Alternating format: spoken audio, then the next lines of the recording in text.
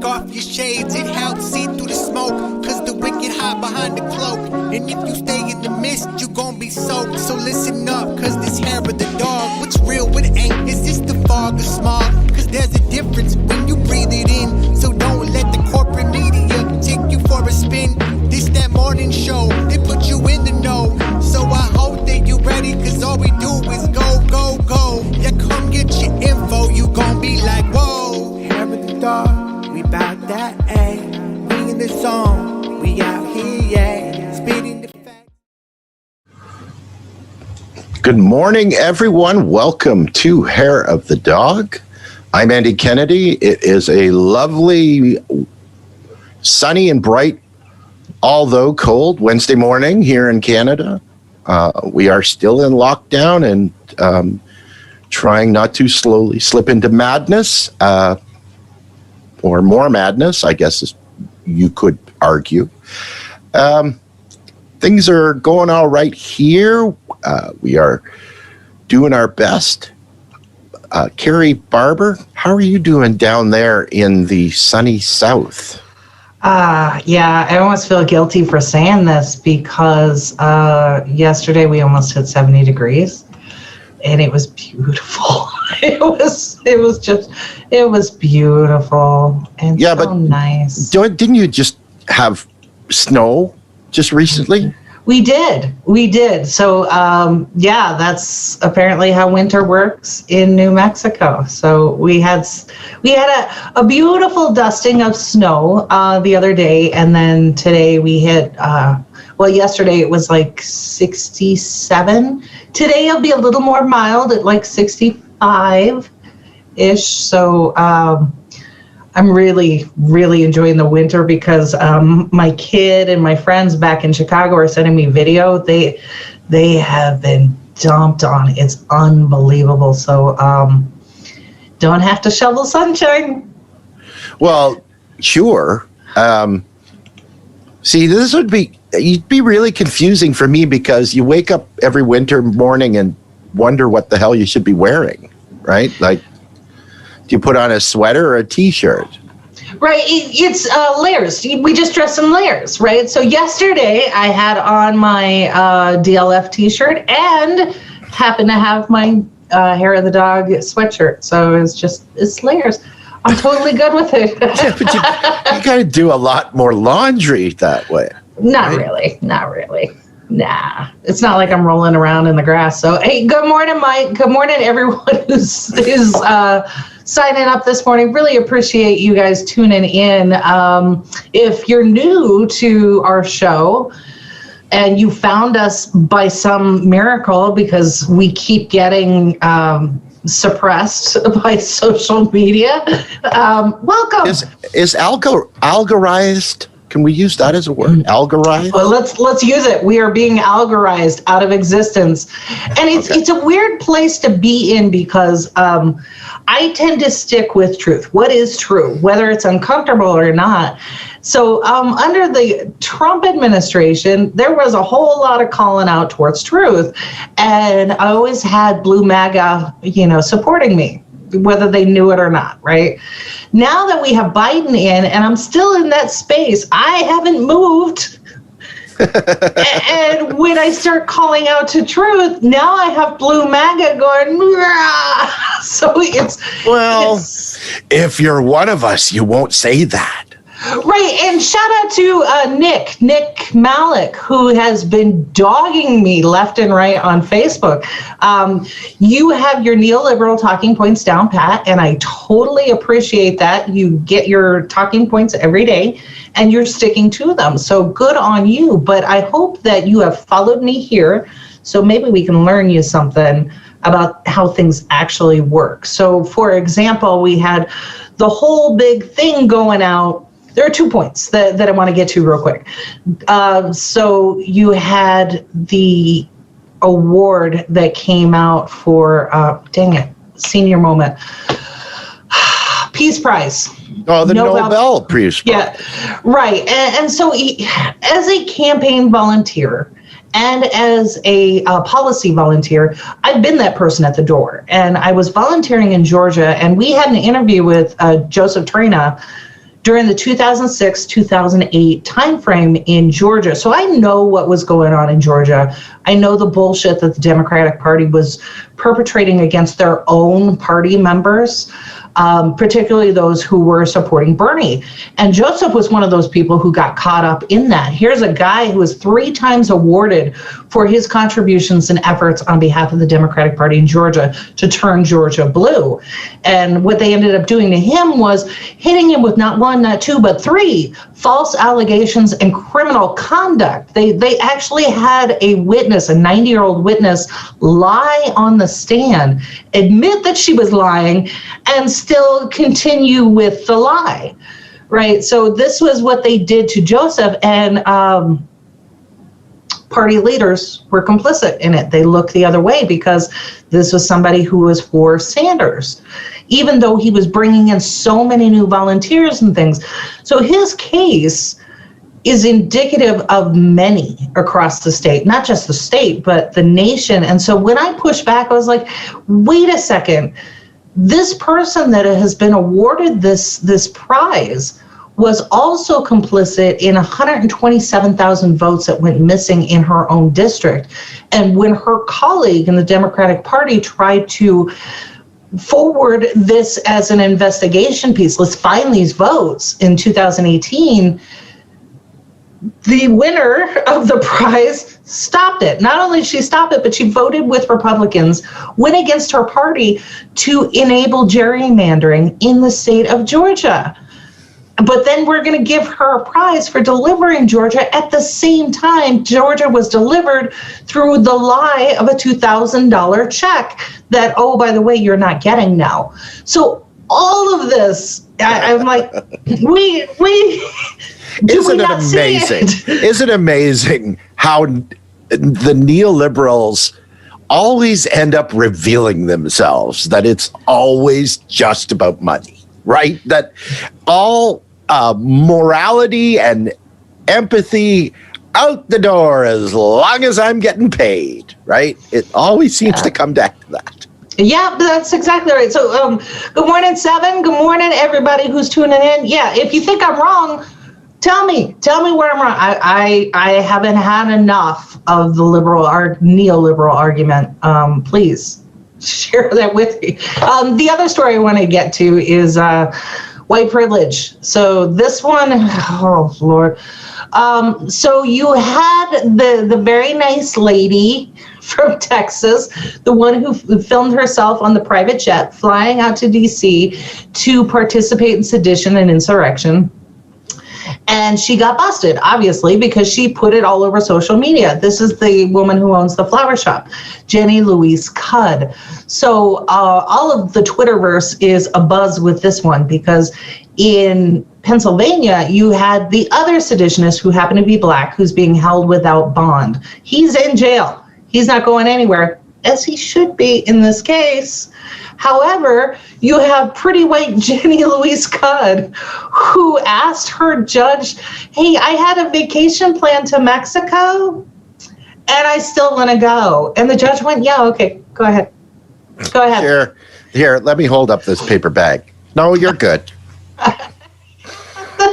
It's unbelievable. So Annie and I were talking before we got started. It was like, this poor Jenny Louise did not get her pardon. But Andy, your response to that was, she need a pardon for? She's white. That's exactly right. We're laughing, but holy shit.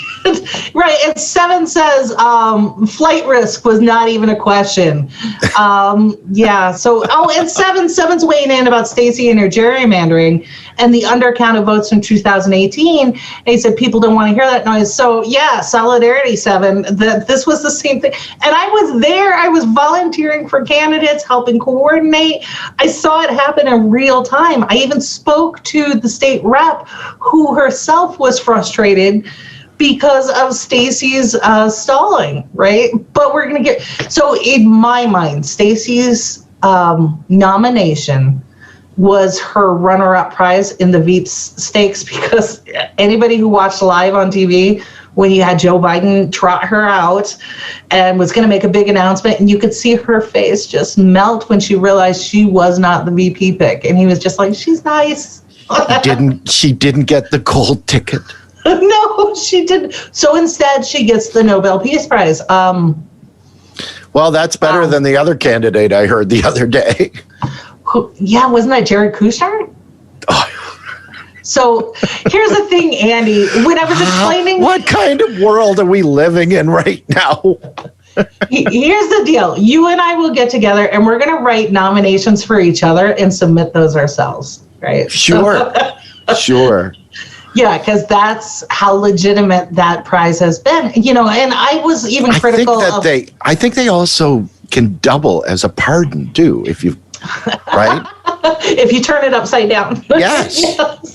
Yes, exactly. As Seven says, presentation politics. Right. It's performative. Performative is going to be the word for the year. I can feel it. It's already coming to pass. In fact, I saw someone on social media, another one of these neolibs. I hope to God you're getting something for all of this stuff that you're putting out there. But someone said that, the Senate passed the $2,000 stimulus last night. And I'm like, no, they didn't. I'm looking at congress.gov and there's nothing here. Yeah, it's the only way they passed it is they passed over it. Yeah, that's exactly right. So, Andy, you had something that you wanted to talk about real quick before we get into Yes, I did. And I wanted to apologize. And I actually, if David's not listening to the broadcast this morning, I will send him a Twitter message and tell him to see the playback if he gets a chance later in the day. But he reached out to me with a legitimate question on Twitter. I'm talking about David Gutowski, who is a Patreon of ours. Again, thank you very much, David. But he had a question about an economist out of the Chicago area by a fellow by the name of Thomas Sowell, I believe is the way it's pronounced.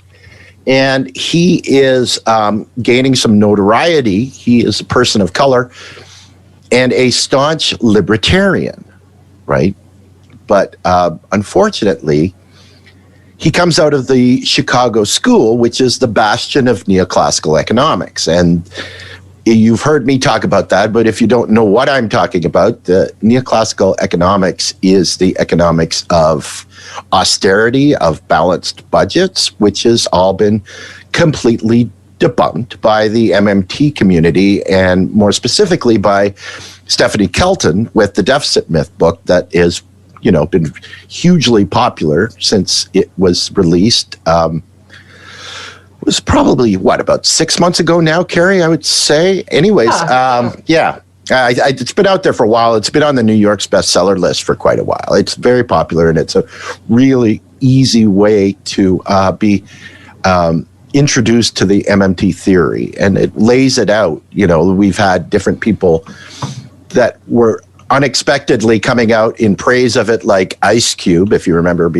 just before the election and all the things that happened with that. But regardless of that, the gentleman that has always kind of lately been the spokesperson for neoclassical economics has been Paul Krugman, and he's also from the Chicago school. And but the problem with Paul is he lost a lot of his oomph in this field because of getting involved in some debates with people like Warren Mosler and Stephanie Kelton, and they made him look quite foolish, right? To the point where he's actually changed some of his talking points about how the economy is funded and legitimized MMT to some extent. So, of course, this won't do for the capitalists, right? Because we have to keep the austerity model in place for the working person, because that means that there'd be less money to give to their donors, right? Which is,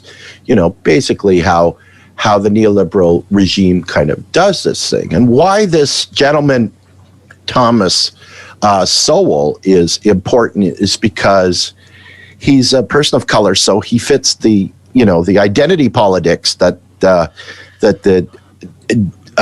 the Dems and neocons love to play and love to push forward. but he's also, because of his libertarian values, is one of those isms right now that's popular to say. The problem is that libertarian, especially the conservative co-opted version of that, is quite a bit different than the general libertarian definition, which is more like the socialist definition and the left side of politics. Well, the co-opting of it on the conservative side is basically just saying that we need little or no government, that capitalism should just be completely unfettered, and the only thing the government should ever do for you is basically just open up, possible markets for the oligarchs and continue to feed the military-industrial complex, right? So it's a very different idea, and this guy is, a good potential for pushback from the neoclassical side, right? Because one thing we do know is that the pandemic has laid bare the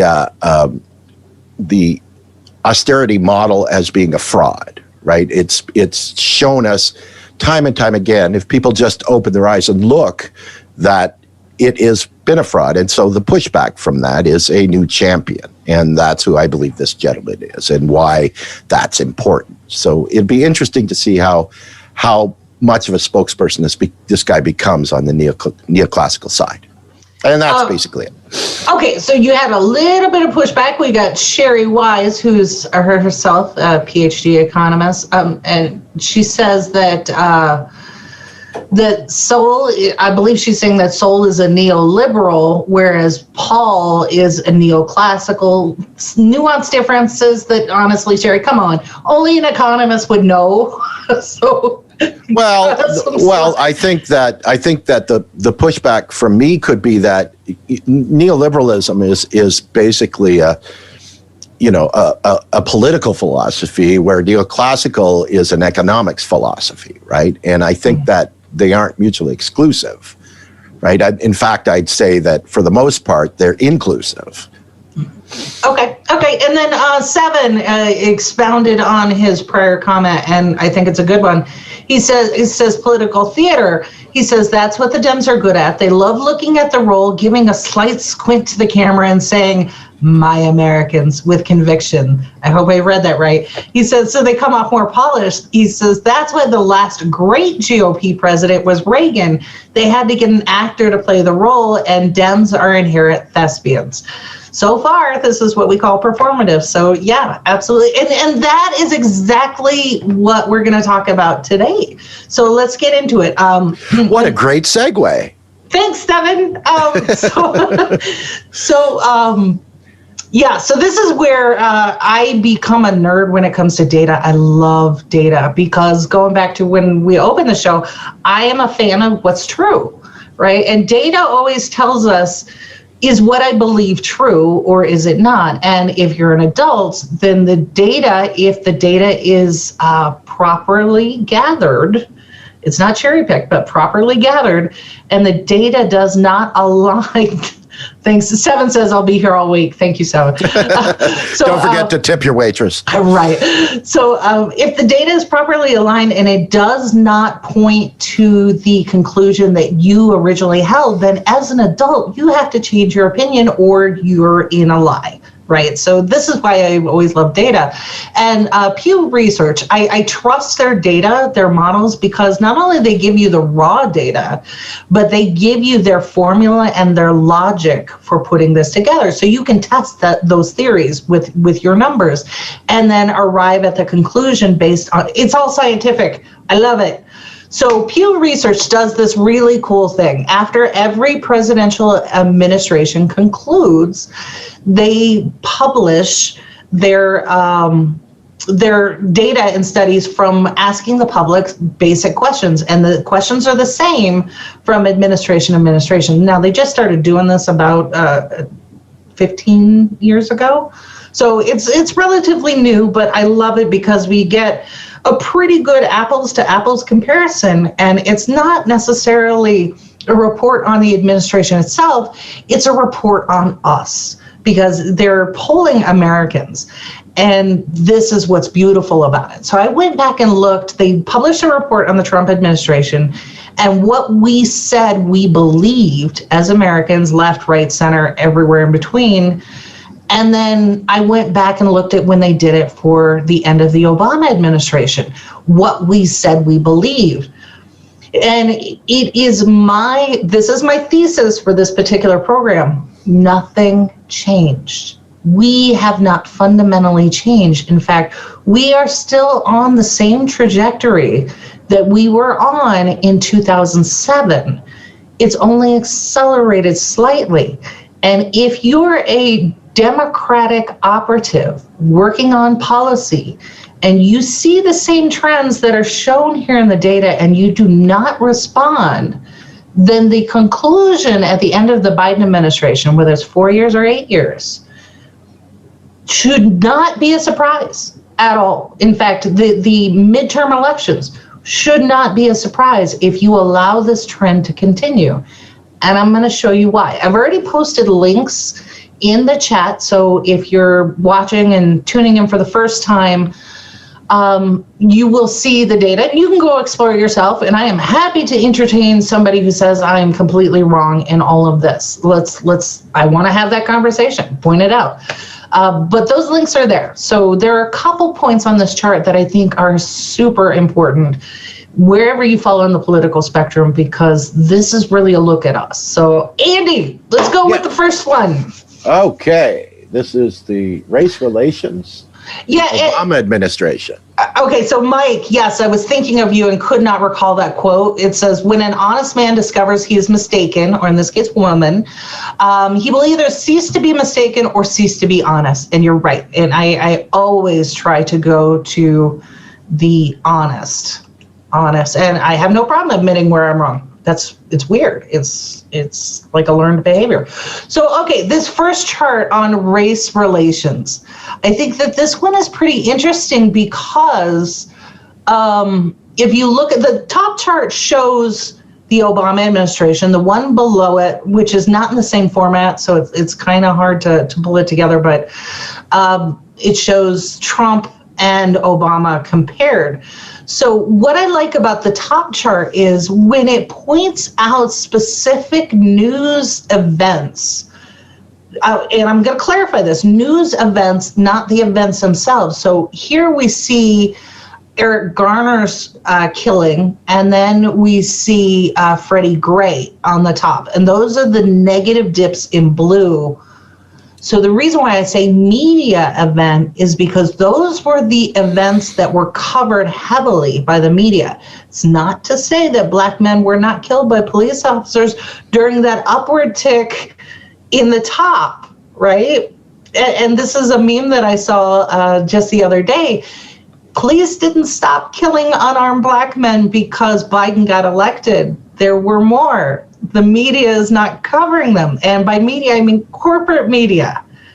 So this is the trend that I saw depicted here in the chart. You've got the negative dips in race relations when the media itself, this is corporate media, starts covering these events, but then you have this real big section where they stopped covering it and everybody thought race relations were fine. So it is, again, to Steve Seven's point, performative, but it's our reflection of that performative narrative, right? So if somebody's not telling us something that happened, we believe things are better, and that is what's reflected in Obama's chart. And the whole thing from the alt-right Republicans, there is no racism, we have a black president, see? No, no, none of that was true. So this is where I thought that first chart was very interesting. Our perception of reality reflected here in this chart, which was not, it doesn't align with reality, right? So we are detached and respond well to the performative. And then below that, the Trump and Barack Obama charts, this is during the Trump administration. The perception was that Trump made it worse, right? And there were a couple things that happened to us as in our herd mentality, right? We heard the alt-right and Trump supporters say, he's saying what we're thinking. I love that he is saying things out in the open and giving people license to say it, right? And I was explaining this to, it was Sherry yesterday, about the herd mentality and why the marketing works. Like David Brock right now. David Brock is working overtime and collecting hella pay because he's working on the neoliberal side to push back on any criticism of the Biden administration. And he's got a ton of bots and a ton of people following him. So what happens is when I see a bunch of people going, you're a Trump troll, Biden's awesome, and all of these things are great, and you're just go to hell. And I see that over and over again there's a chemical reaction that happens in your brain. And if you are left-leaning and you see this, they have made it okay now for you to respond with the same kind of vitriol because you've got the herd with you. And you're starting to see this more. You saw Red MAGA totally off the rails, completely in the way that they spoke to people online, things that they would not be proud of their children doing or doing in front of their children, but they did it because the herd mentality. Now you're seeing the swing the other way. Blue MAGA is coming out doing the same thing. And that is what is reflected in these charts, right? So we have not necessarily changed. We are still responding to the influences that make it permissible and also kind of subvert the reality of what's actually going on. So I thought this was particularly interesting from a humanitarian standpoint. And for those who don't know, my background in communication and marketing is all about this kind of manipulation. So yeah, it's almost like a Pavlov's dog situation, right? It is. People respond to certain stimuli because they've been programmed to do that since they've been alive, right? Because most people that are alive right now, the majority of Americans are alive right now, don't remember a time before neoliberalism, right? And because you have to go back to the 60s. Right. And so that's why this is a very important point. Yeah, absolutely. And we had done the prior show on Operation Mockingbird. This is Operation Mockingbird boiled down into a marketing political spin. So it's the exact same thing. And 7 against control the message, control the people. Absolutely. And then Black President, another performance. Who is their casting director? They're good. And I would respond to that. Do you remember when we made Bill Clinton a Black president? And now Joe Biden is the friend of the Black president. So I would say there's your little spin on, we have a black light president. Ask South Carolina, right? Isn't that why Biden got elected? Because he happened to be friends with Obama? I don't know. And you're right. GOP's answer was a TV reality star. So something happened yesterday, and I'm going to hold to this bet. I know it's far-fetched, but Jeff Bezos is stepping down. So yes, stepping down to what, Carrie? Right. I put $1 that dude's running for president. Somebody take this damn bet because I know I'm right. I think he was watching Yang and going, I can do that. Well, but the point of all of this is, so what's he doing? He's currently the head of the biggest growing corporation. He's going to be head oligarch soon, right? By default. He is. And he's also in the spotlight all the time. So what do you do? Well, I'm going to step down. Well, to what, Jeff? I'm going to be the chairman of the board. Okay. Mm-hmm. So basically what he's done is he's taken himself out of the main spotlight as CEO and put himself into a place where he can still maintain control of everything that's happening, but not be in the same spotlight. Oh, wow, that's great. Yeah, you know it's coming. Okay, so Seven says, he says you can't deny the rise in white supremacist groups during the Trump administration. And my pushback to that is it was never a rise. They were always there. They Yes, have absolutely. always been there. They've just been emboldened.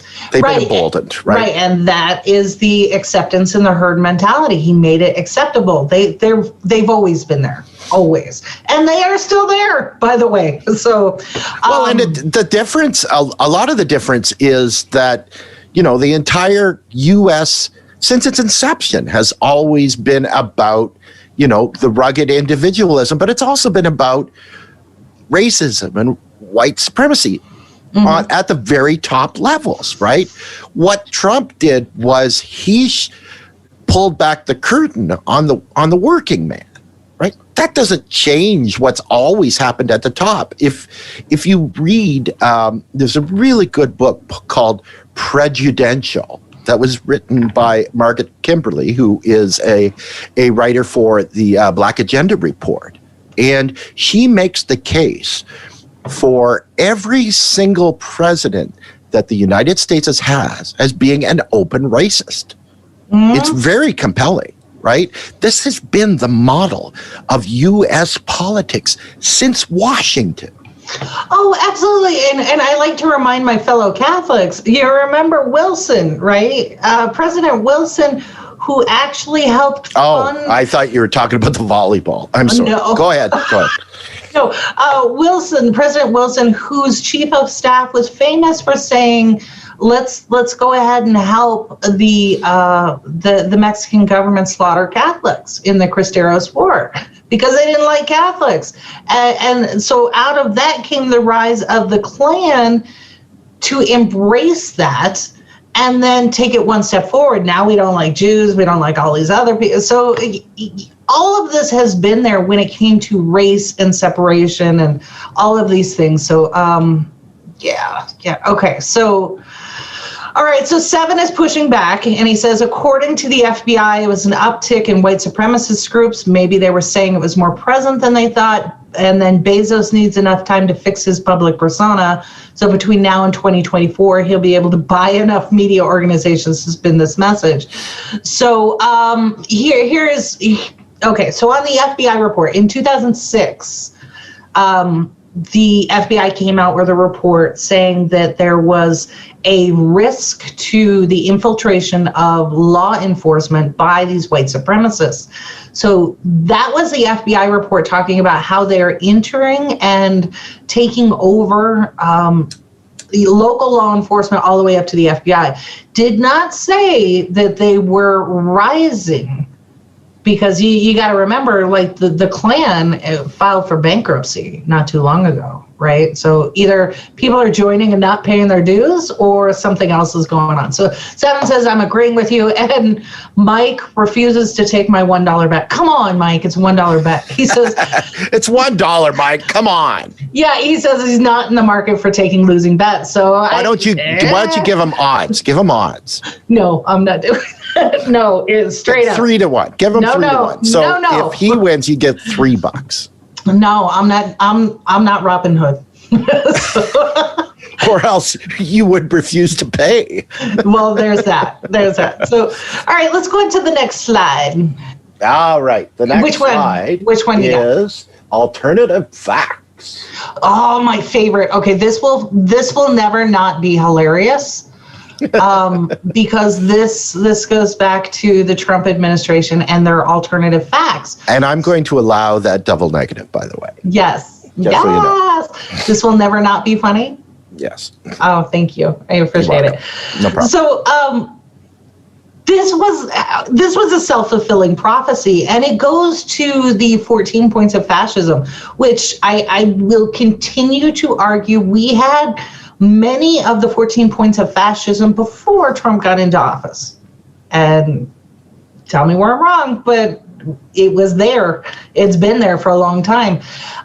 So when his administration came in, they were out and proud fascists, right? And there are alternative facts. and trying to get people to hate don't listen to anyone else but me. Come on, baby, I'm the only one who's going to tell you the truth. That is manipulation on the part of an abuser. And in a fascism standpoint, it means that you may only listen to me. And we actually heard Trump say that over and over and over again. So as a reflection of that, here is the data.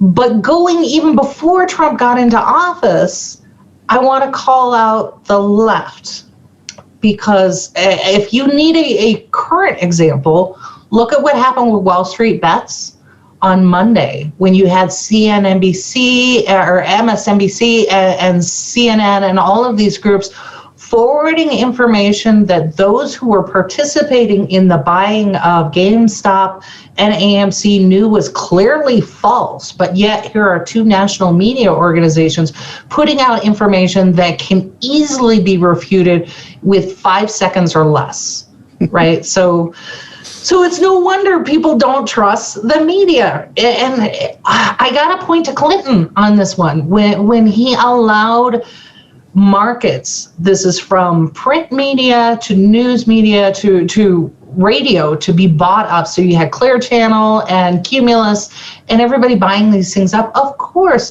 they're going to put this stuff out. And even Chicago's progressive talk, when Fred Eichner was pissed off about some pundit on the station saying something he didn't agree with in his millionaire stance, that guy was gone the next day.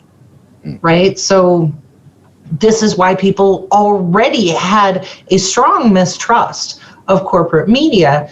And then you had somebody like Trump just push it over the edge. And then they coined the phrase alternative facts. Well, there aren't alternative facts. There are facts, and then there's interpretations of the facts that are either right or wrong. That's it. Gravity either exists or it doesn't.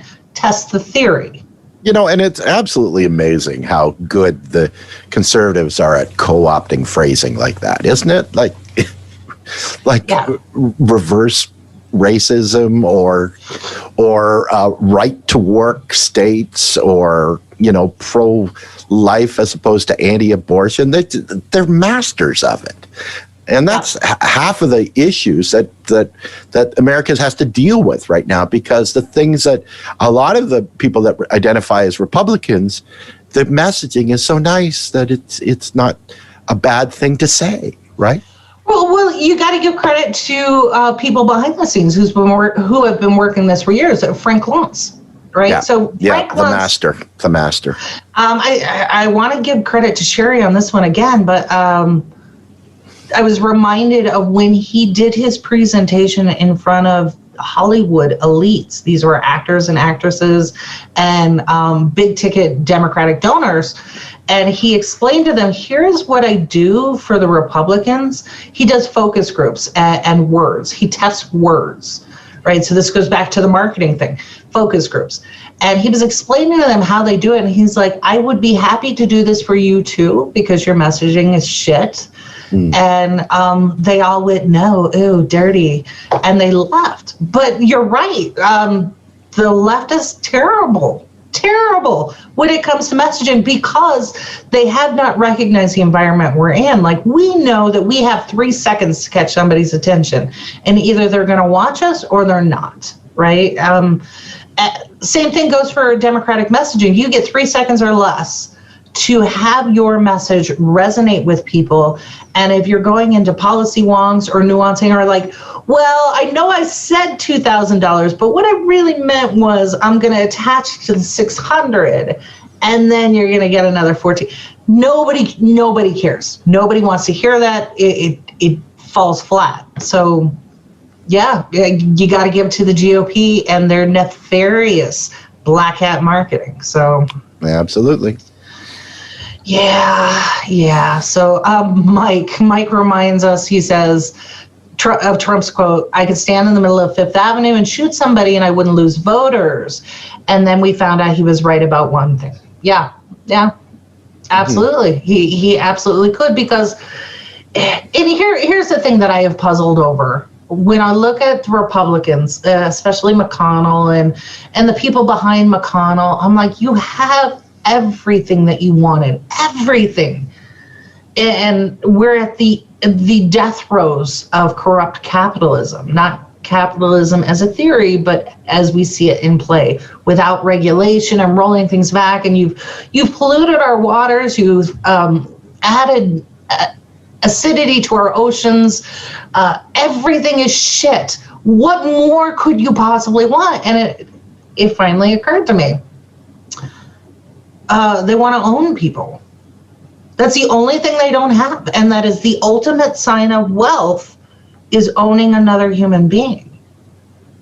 Right. And that can be the only thing that they're driving towards now. So this is where all their alternative facts go: lack of regulations and free market and right to work and driving down the wages. And then the Heritage Foundation 2018 tries to say that Americans aren't poor and poverty here isn't really poverty.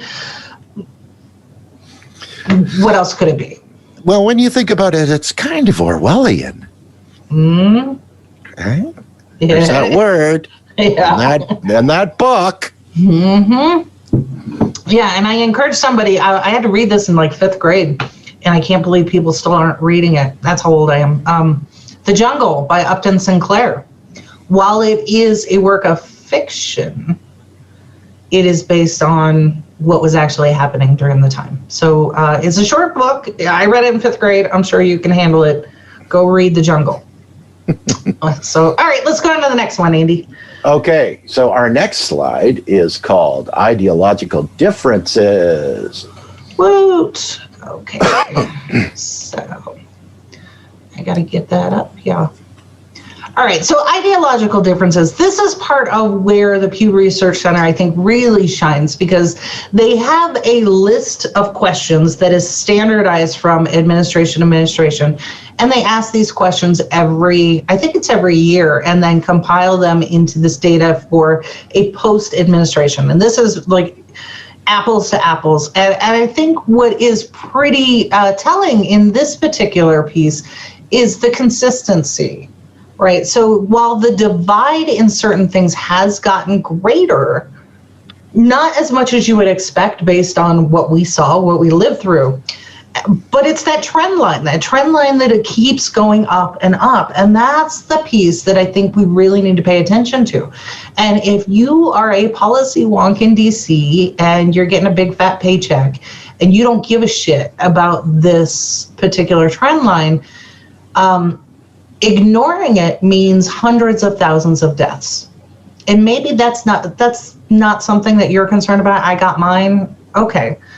The rest of us need to be concerned about it, because as I've said before, ultimately, when you have neocons and neoliberals in power, it doesn't matter what butt is in that seat. It's always us that pays the price.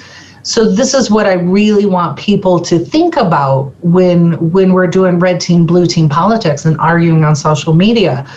You are either arguing for the face-eating cheetah party, or you're arguing for the other face-eating cheetah party, because this data doesn't lie. It shows that we are pretty well consistent in the way that we believe about things. And then when it goes to the Democratic Party and their inability to message, I mean, like, for example, I am a pro-life Catholic, and I'm a progressive, because progressive policy gets me to my goals. But what the Democratic Party does is, with their wedge issues, they let the pro-life argument hang out there, and they won't sell Medicare for all as a compromise, a good compromise, by the way, for pro-life in all of its facets, because they can't, because they're holding on to these donors who comparatively have shrunk in the amount of donations. I'm talking about the insurance companies and insurance vendors and things like this. They still will not even acknowledge it, won't even look at it during a pandemic. So if I'm on the right and I'm pro-life, I can reasonably make a good argument that the Democrats are evil and against life because they won't enact Medicare for all. Obviously, they don't give a shit.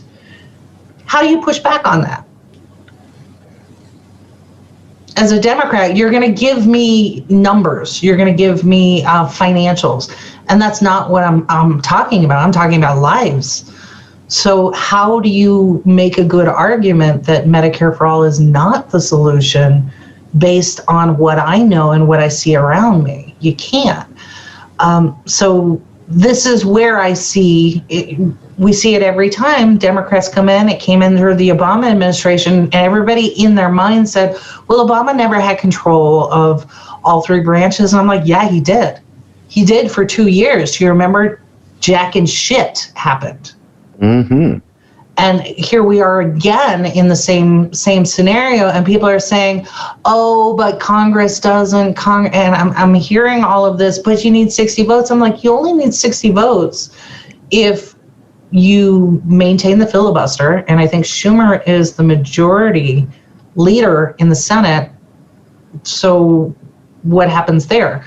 And then, okay, 60 votes. Can you not reasonably make the case to some of your Republicans that a policy like Medicare for All will lower property taxes, lower individual outlays, lower bankruptcy rates, and therefore I'm going to give you the exact same insurance policy that I currently enjoy on public money? Pretty safe bet. So, Absolutely. So that is my commentary and critique on that particular. Yes, and it is. I find it amazing that, Carrie, you're a pro-life Catholic, and I'm a pro-choice atheist, and yet the two of us are friends. Well, because I think it's an understanding of economic policy and how things actually work, right? But it's also that we respect each other's opinions and we allow each other to have those opinions without trying to co-opt them. Right. Well, and then the other thing is I'm not going for a theocracy. So, I mean, like my religious views are, it's a choice. I was given a choice, so I am not going to force my views on you, and everybody's happy. Well, and I don't care where you get your morality.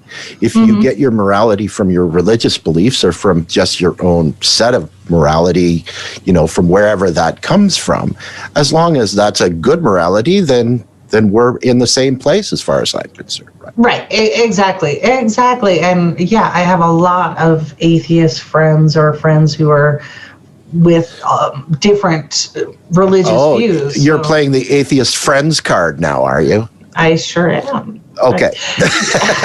Absolutely. So this is the point with the slide, the ideological differences, right? And you can see this tectonic shift has been going on for a long time. So, all right, let's go on to the next one. Okay. Well, appropriately, the last slide. Okay. Is appropriately named trust. Okay. Because that is a word that usually comes in last right around now. Right. And so some of this is a little hard to read because it's compressed, but what is really important on this is the chart at the bottom. And I want to point out this chart that says average income. This is a chart that depicts the income gap, the wealth gap in the United States. So you might be tempted to look at this and look at that horizontal line, the light colored line, as the bottom of the chart. It's not. That is the income line for 98% of us. It's stagnant and has not moved. That top line that has that upward, that is the 1%. So their income and wealth has gone up, and they're super happy with everything that's going. And these are the people who own the media and get to dictate that everything's fine. When they talk about the economy being robust and whatever, they're talking about their economy, not the measures that most people have to rely on. We're on that straight line. So yes, we are. And I just wanted to mention that whenever I do any carpentry work and I need to cut a straight edge on a piece of wood, I use that income line. You could. You absolutely could. I mean, it's not funny, but damn. This is telling, and if you look at this chart, these are the years of the Obama administration. So any guess as to where these lines have gone now that we're 4 years post-Trump? That's an interesting question. I wonder how that turns out, Carrie. Well, it's consistent, right? We are still flat. We are still flat. In fact, we took a little bit of a dip. Median household incomes for everyone under 98% in the 98th percentile dropped. So we went even further lower, whereas the 1% continued to go up, right? So what I wanted to point out with this particular chart is, as bad as Trump was, he was not necessarily worse than what we had before. And for those people who gravitated to a charismatic snake oil salesman who told them that he was a populist and he was going to help fix this, and they went out in droves and voted for this man and believed him at all costs, cost to friends, family, relationships, everything. There's nothing to stop the next one. Nothing.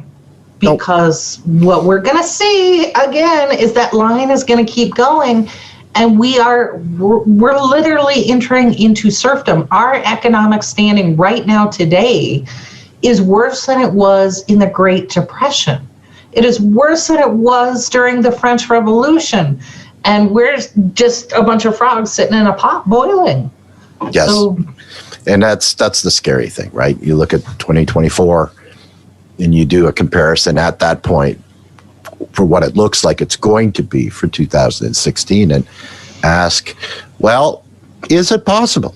Is it going to be another demagogue style politician that wins the hearts and minds of the GOP? Because really, that's the only strategy they have right now, right? Mm-hmm. And the problem with that is that they're going to learn from the mistakes of Trump.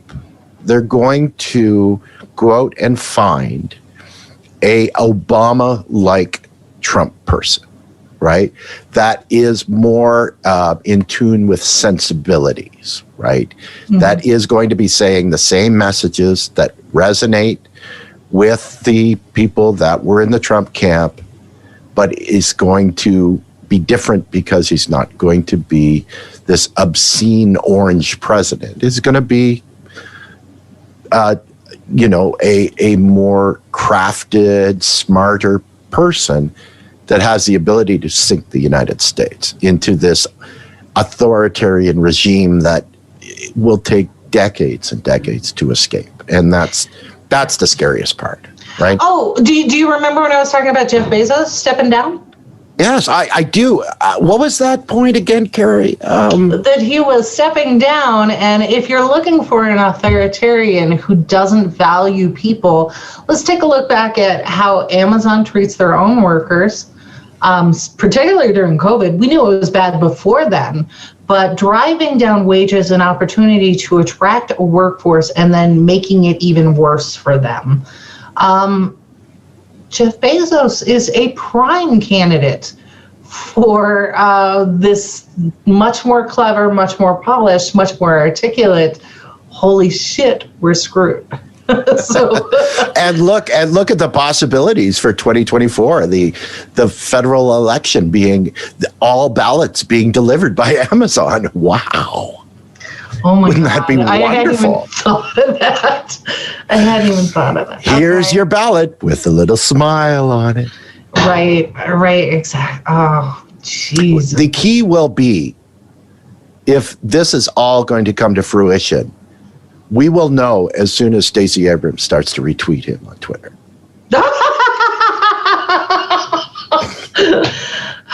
God, okay.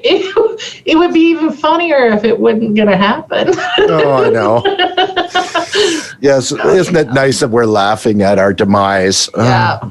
Yeah, okay, so 7 says Black Mirror. Look, yes, and let me tell you this. I had to stop watching that show because it messed with me so much.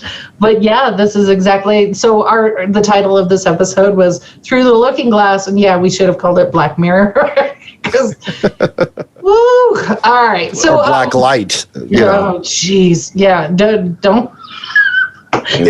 Now, before we're not going to get into the DNA, but regardless of that, there's one thing that I wanted to add as an addendum to similarities between Trump and Obama, and it's this. Apparently, in the evening, in the White House, Obama would retire to his study and do, his preparation for the next day. Mm-hmm. And as a snack, he would have exactly 4 almonds, right? Every single evening that he would do this, he would have a small dish of 4 almonds. And the reason why this is similar to Trump is that the 4 nuts that Trump had were in his administration. Yeah. There's just, wow, there's so much to go with that. And, in my head, I was thinking I was looking for Stephen Miller, trying to figure out where Stephen Miller is, because he is like MIA. Due to his forehead, that's too long a story at this point. Right. I'm going to mock up a milk carton with his picture on it. Where is he? Because that's one fucker we should really keep tabs on. If you're going to put him on a milk carton, make sure it's not chocolate. Yeah. All right. And on that note, thank you, Seven. Thank you, Mike. Thank you for everyone who tuned in. Sherry, appreciate your comments this morning. This has been fun, and because I'd be crying otherwise. But so we will be back on Friday, and if you missed the shirt that I am wearing, it is available in our store. And this being Black History Month, obviously I'm not Black, but I am part of a minority-owned, majority Black-owned company, independent media. And we don't have paywalls. We don't have any of the restrictions on viewers. We open it up to everything. The difference is our patrons get to decide some of our direction and where we go as a company. They're our board of directors, basically. So because we don't limit information and our reporting, what do you mean we can't see your shirt? Okay, I'm not. The only other thing I can do is stand up and get in front of the camera, and it's not that kind of program. So okay, so what I would suggest is that you at least tell people what it says. Okay, so my shirt says, and it's in the store, and I will post a link to it. It's called Medicare for All Hard Truth. Behind every politician is an insurance policy, public money paid for. So it's a little bit snarky, but it's kind of in your face in a nice and not so subtle way. So I will post a link to this particular information. I can't see shit. So So wow. I would appreciate go out to our store and maybe browse. And this is how we stay on the air. Very low overhead, but Seven says, "Show us your dot dot dot." No, no, this is not a fans only site. That's right. So your shirt is 3 ellipses. Thank you. Thank you. So with that, thank you everybody for tuning in. We appreciate you. We appreciate you in so many ways. So thank you for tuning in. We'll be back Friday at 10 a.m. And if you have comments, questions, you want to push back, you want to come on the show and tell us where we're wrong. Like I'm seriously considering giving that one guy an invitation. Come on, Neolib, let's have that conversation. On guard. Yeah, so we'll talk about it. We'll do the research, do the homework. By we, I mean me. Yeah. Yeah, Andy's busy doing 100. Yeah. Research. So. I can't even remember where I left my Google machine, so, don't worry about it. Right. Okay, so thank you, Andy. Any closing thoughts? No, I think we're good. We're about to send it off. But we will be back to close out the week on Friday, and we'll see you then. Take care. We bout that, we in the zone, we out here, spitting the facts, how it's supposed to be. Hair of the dog, we keep it G. Whoa.